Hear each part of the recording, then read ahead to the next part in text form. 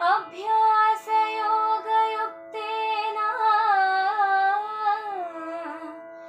चेतसा नान्यगामिना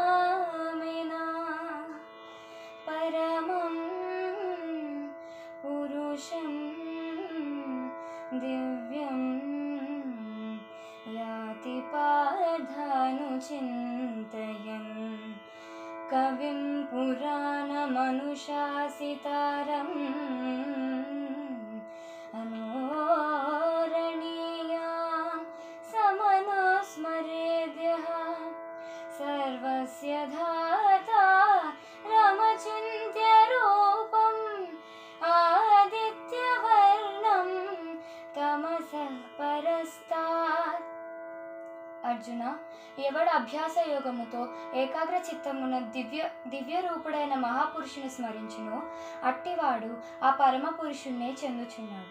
ఆ మహాపురుషుడే సర్వజ్ఞుడు, పురాణ పురుషుడు, ప్రపంచమునకు శిక్షుడు, అణువు కన్నా అణువు, అనూహ్యమైన రూపము కలవాడు, సూర్యకాంతి తేజమయుడు, అజ్ఞానంధకారము కన్నా ఇతరుడు. ధన్యవాదాలు.